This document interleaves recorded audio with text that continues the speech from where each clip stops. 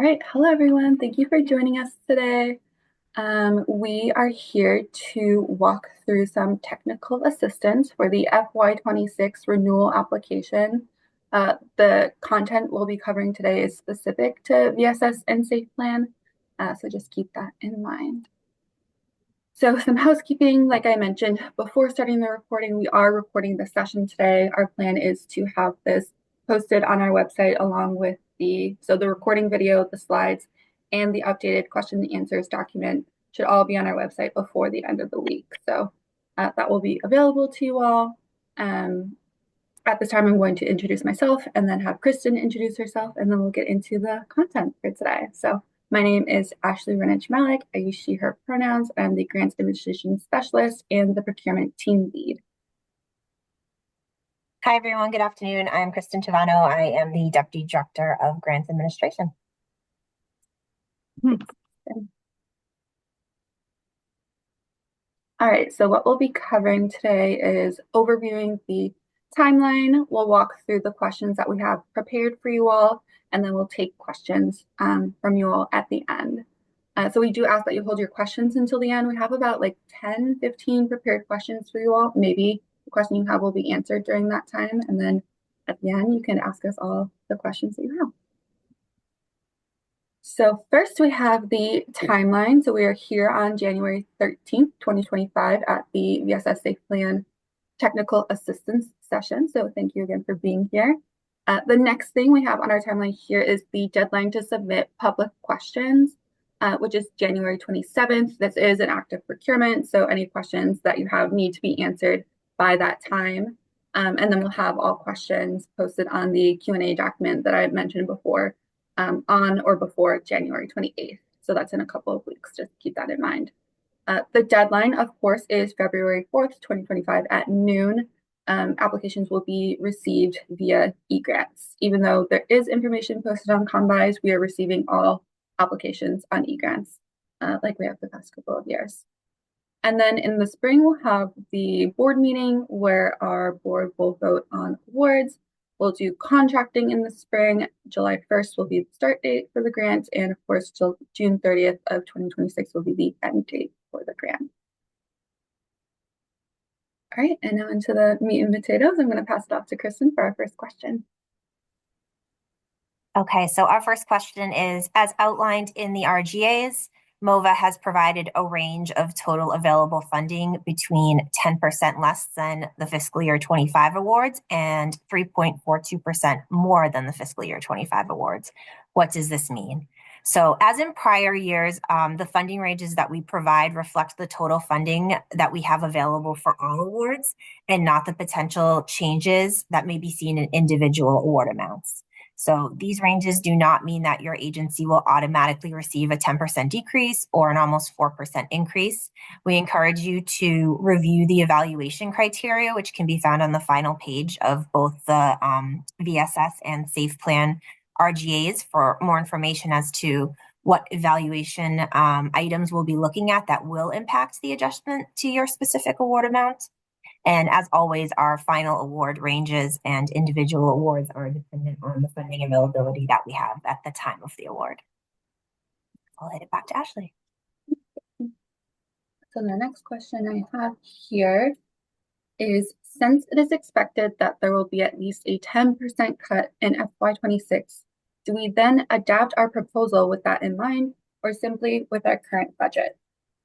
So similarly, the 10% reduction refers to all of the funding available to MOVA, not the funding available to specific programs. So we're encouraging all applicants that they have the option to apply up to their FY25 award amount, which does include bridge. We ask that you do not apply for more than your FY25 award amount. That will not be considered. So again, this question feels similar to the other two, but we did get a lot of questions about this. So we just wanted to make it as clear as we could in the different ways that we were being asked it. So the question is, must the budget in the fiscal year 26 application be exactly equal to the fiscal year 25 award amount?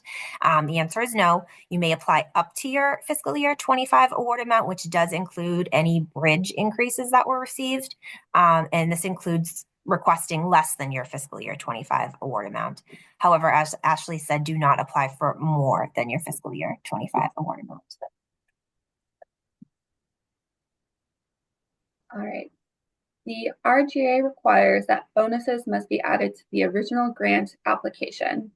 We often have salary increases that are unknown until after the application has been entered. How will MOVA handle these budget changes?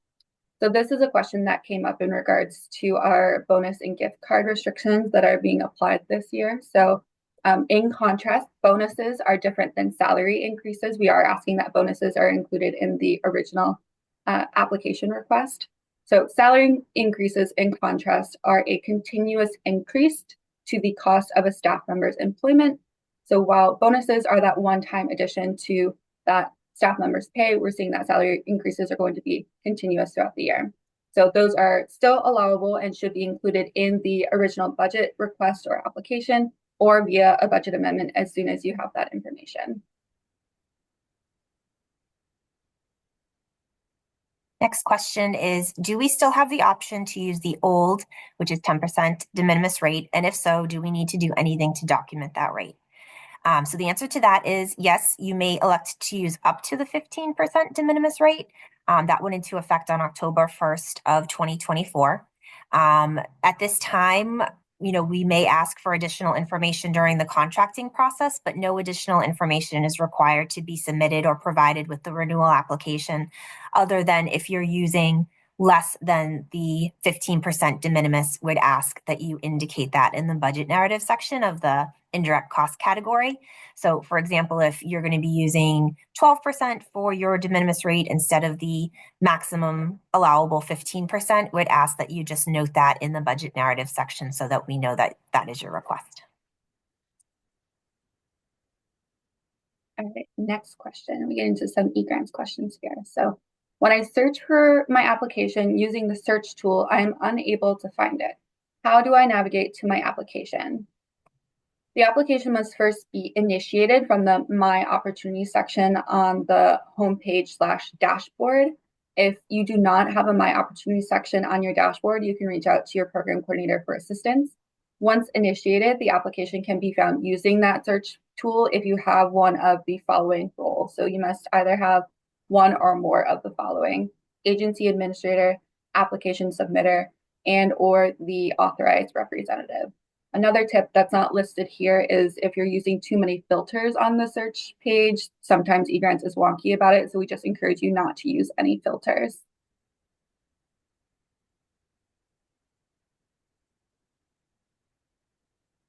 So the question is, why do I see other grant applications in My Opportunities and eGrants if I'm only eligible for one of the grants? So as you may know, we have the VSS RGA that's currently going through the renewal process, the SAFE Plan RGA that's currently going through the renewal process, and our culturally specific victim services, which are currently going through the renewal process. So all of those current applications will appear in each agency's My Opportunities. We encourage that you ensure that you are initiating, working on, and submitting only the applicable applications for your organization. If you happen to accidentally initiate an application, which is very common, it happens a lot. For example, if you're only funded as a VSS agency, but you've initiated a SAFE Plan application, you can just disregard that and ignore it. What we do is we go through at the end of the process and we delete any applications that were erroneously initiated. A little reminder is that once you initiate your application, it will no longer be available in My Opportunities. And in order to find it, you should use the searches tool, which is in the blue bar at the top of the screen to find your application. Thanks, Kristen. What do I do if I initiate the wrong type of application on eGrants? So like Kristen said, as you can imagine, this is a question we get a lot. We will delete all erroneously initiated applications at the end of the process. So for the time being, you can just ignore if you had initiated the CSVS application, for example, just ignore it. Go ahead and initiate the grant you're trying to apply to and be renewed for, and then work on submitting that one. And we'll just delete the other one at the end.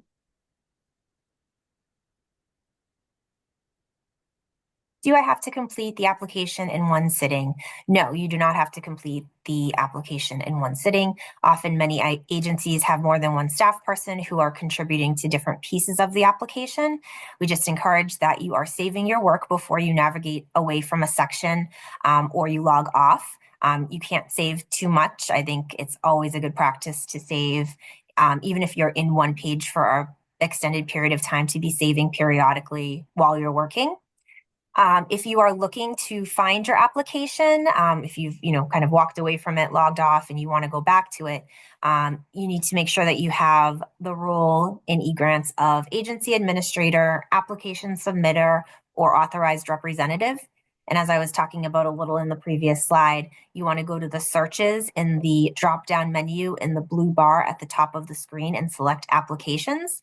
And we recommend that you leave all of the filter options blank when using the search tool. With all of those fields blank, you want to click search and any applications that you have access to will appear. All right. On the eGrants application, I do not see an option for adding additional personnel on the salary page. How might I do this? This is frequently because you might be zoomed in too much. There's a lot of stuff on the page, so I'm also frequently zoomed in too much. So the way that I navigate that is by minimizing the size of my screen to see the whole thing. Once you do that and you see the whole page, all the way at the right side of the page will be a green plus sign at the end of that first row. So then you can click the plus sign to get a second row. You can click it as many times as you want for as many rows as you want. If you have too many, you can also press the red minus sign that then also pops up once you have 2 or more rows to remove rows. Another thing you can do is at the bottom of the page, if you are zoomed in too much, is there will be like a scroll bar that goes horizontally. You can navigate that way as well if you need it to be zoomed in to see it, which I frequently do too. When I initiate the application, I do not see the budget forms. How can I fix this? That's definitely a common thing. And I just want to note that those of you that are safe plan agencies, this does not apply to safe plan applications because safe plan agencies have an automatic match waiver, so there's no choice. For VSS and CSVS programs, in order to access the budget, you'll need to first answer the match waiver question, which is the first question in the application questions form, and save that page. And once you tell the system that either you're accepting the match waiver or you're opting out of the match waiver, the system will then know which budget form to present you with. So if you're accepting the match waiver, you're going to get a budget template that doesn't have any columns for match. And if you're opting out of the match waiver, you're going to get a budget form that has match columns so that you can enter your contributions there. All right. Where can I access and update my contact information in eGrants? So contact information is not located within the application. Click on your name in the green box in the upper right-hand corner of your screen and click profile. There'll be like 3 or 4 options. You'll click, I think it's the first one that says profile. You'll be taken to the person information page for yourself. And then on the left-hand panel, you'll find I think it's probably about 4 other tabs. The last one will be contact information. So you'll click on that and then you'll be presented with all of the contact information that needs to be filled out. And then of course, frequently saved. A fun note here is that contact information is required. It's a required part of the application, and the application will be considered incomplete if the contact information is not filled out entirely. We will be checking that. So please make sure you're filling out that information.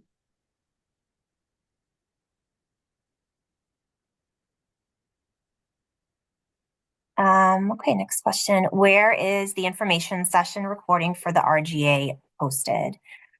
So I am going to drop into the chat a couple of links. That information can be found both on the MOVA website and on Combis because as a state agency, we're required to post all of our procurements and procurement documents there as well. So I just put into the chat 2 options for where you can find that information. All right, and that was our last question. So we have the full hour. We probably won't need the full hour. We'll end when we exhaust all of the questions. But until then, now and moving forward until January 27th, we'll be accepting questions again, either now or via the MOVA Grants email address you see on the screen. All questions and answers will be posted on the website that Kristen put in the chat by January 28th. And then, of course, the application is due February 4th at noon on e-Grants. But this time, I'm going to, oh, go for it. Yeah, I was gonna say, we do have a couple questions in here. I've been trying to respond when you were going through your slides, Ashley, so I can definitely read those that I've responded to already if you want to take a peek at the ones that I didn't get a chance to get to. That would be lovely. Thank you. Awesome. So the first question I was able to respond to regarding the application question about describe the services, where it says should be at or under 200 words. How strict is that word limit? My response was that we encourage you to remain at or under 200 words because we're really looking to ensure consistency in our program summaries this time around. I think I know what agency you're from, and I know we fund a number of programs. So definitely do your best to hover around that 200. We just want to make sure that all of the program summaries are consistent and not, some are one sentence and some are paragraphs. So that's really what we're trying to do by setting a limit of words. That was the first question. The second question was, is the limit on indirect 15%, or can we submit our federally negotiated rate if it's higher? And the answer to that is yes. If you have a federally approved indirect rate, yes, absolutely. You can submit that. The information that we talked about in the prior slide about the 15% is only if you're electing the de minimis, if you do not have a federally approved rate. And then Ashley, there's definitely a technical question in there about some errors that someone's encountering on eGrants. I'm not sure if you're able to address that one. Yeah. I'm seeing multiple things in the chat that you might be referring to. So I'm just going to start at what is my top. It might not be the top for everyone else, but we'll see. So this question says, hi, on the VSS application indirect cost portion of the budget, I'm getting an attention notice, probably an error check, right? I'm not able to enter any content into type of rate section to make it go away. We have an indirect cost waiver. Let me know if I'm misinterpreting your question, but I'm just going to say where my brain is going. If you are not going to be reporting any indirect costs, I think that's what you mean by indirect cost waiver. So you're not putting any line items in there. What you can go ahead and do is delete any and all information in that page and just save it. If you have information in there, eGrants is going to be saying you need to fill out the whole row. And if you don't have anything to report, there's no point in filling out the whole row, if that makes sense. So feel free to reach out to me individually if you're still having this issue or if my answer does not make sense. But I hope that it does. I am also seeing an upload section question. So this question says, the upload section in the VSS application does not allow me to upload, and I'm not a pass-through agency, so I think it's supposed to be optional. Can you advise? You are correct. It is not even optional. There's nothing for you to upload if you're not a pass-through agency, so you don't have to worry about that.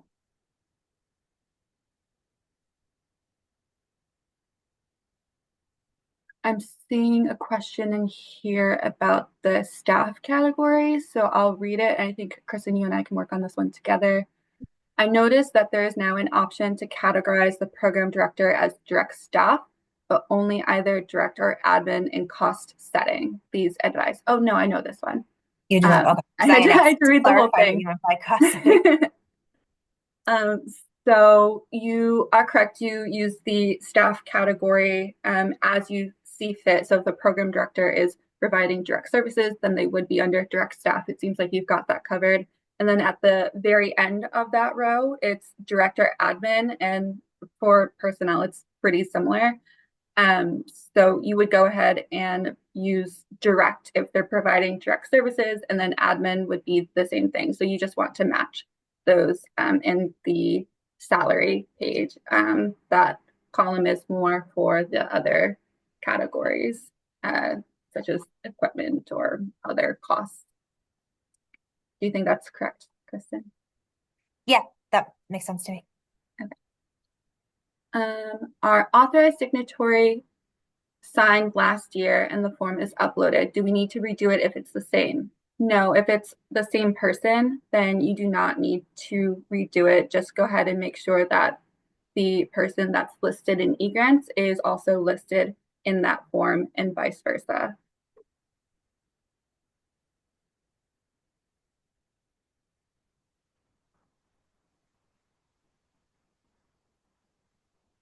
I'm seeing it looks like an update to that first indirect cost question I was addressing. I still think that if you clear out everything in that row and then save, you should be able to have eGrants accept that. Again, if that's not the case, feel free to reach out to me individually and I can do some troubleshooting on the back end, but that's how eGrants should work. All great questions. That's everything that's been submitted thus far. But as Ashley said, we have some time, so please don't hesitate in the next couple minutes to submit something if you have it. If not, we can definitely wrap up early, but we just want to provide a few more minutes if there's any additional questions.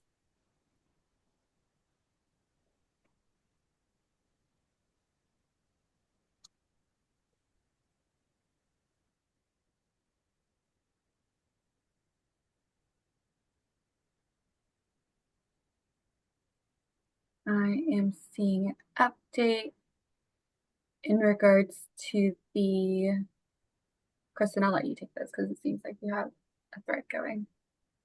Oh, yes. The question was for the prior question about, look it up here, about the program director line item. The follow-up question is, I provide some direct and some administrative time. So should I separate into two lines? I would say in that instance, yes, please.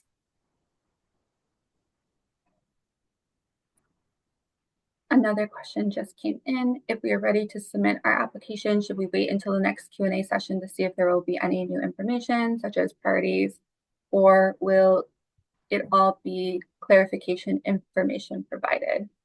It will be the latter. This is our last technical assistance session where we'll be in front of you answering questions. Questions, again, are allowed to come in until the 27th.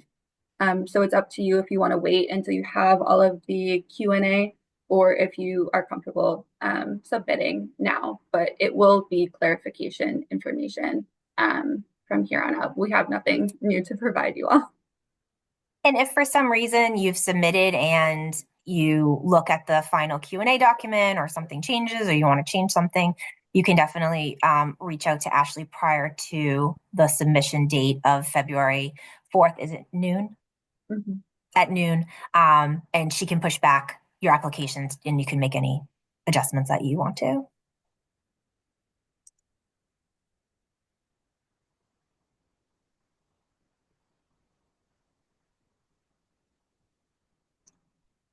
Those are all the questions we have right now. So feel free to throw them in the chat, come off mute.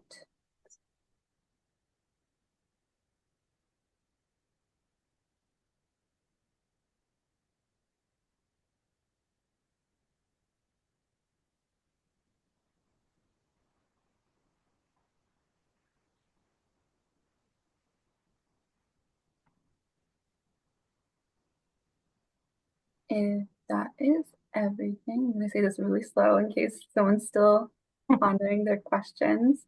We will go ahead and end the session early. Thank you all for being here, walking through some questions with us. These are all really great questions.